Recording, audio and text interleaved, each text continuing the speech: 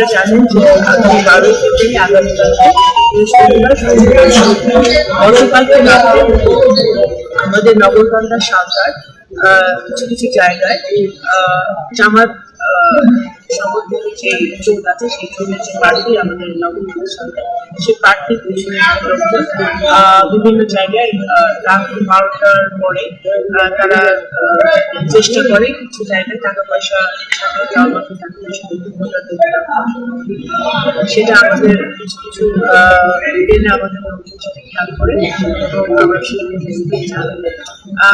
আমাদের লোকজন যখন তাদেরকে বাধা দেওয়ার চেষ্টা করে তারা সরে যায়। আমি এটা দৃষ্টি আকর্ষণ করছি এই কারণে যে আমি লক্ষ্য করেছি যে পরবর্তীকালে বাংলাদেশে বিভিন্ন নির্বাচন তো আমি এই যে দৃষ্টি আকর্ষণ করছি পর্যায় প্রশাসনের যে নির্বাচন কমিশনের যারা দায়িত্বে আছে মাঝে তাদের দৃষ্টি আকর্ষণ করছি যে এটা একবাচনের কাজে নির্বাচনকে বাধাগ্রস্ত করছে নির্বাচনকে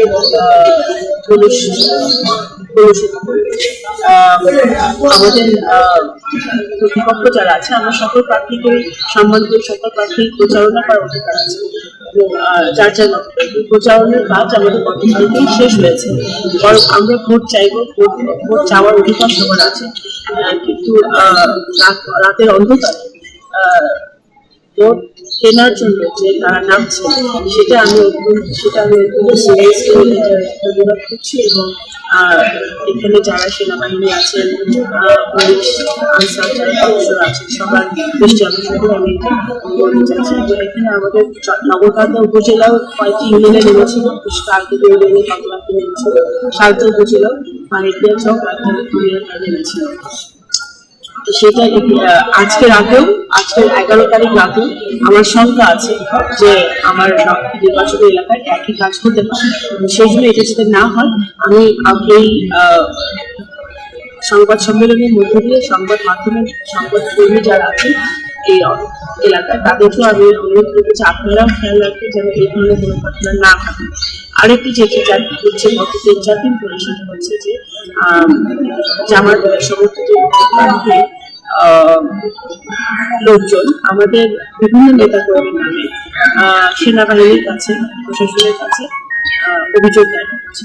যে অভিযোগের কোনো বেসিস নেই, কোনো প্রমাণ নেই, কোনো সেই প্রমাণ ছাড়াই অভিযোগ দিয়েছে। সেনাবাহিনীর সভাপতি তারা তদন্ত করবেন, তদন্ত করতে গিয়ে দেখছেন যে সেই অভিযোগে কোনো প্রমাণ দিয়েছে। তো এবং সেই সব কেন্দ্রের কেন্দ্রভিত্তিক নেতাকর্মীদের বিরুদ্ধে অভিযোগ আসছে যে যেসব কেন্দ্রে আমাদের অবশ্যই বিএনপি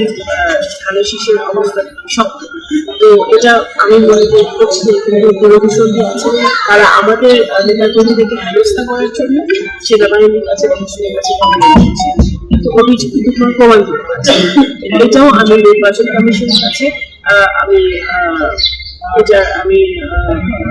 দৃষ্টিগোচর করছি এবং প্রশাসনকে সতর্ক করছি, কারণ ছাড়াই তারা কিন্তু গত 2-4 দিনে আমি অনেক খবর পেয়েছি আমার 3 উপজেলাতে হচ্ছে তারা বিভিন্নভাবে বিভিন্ন লোকজনের কাছে এটা কোনো আসলে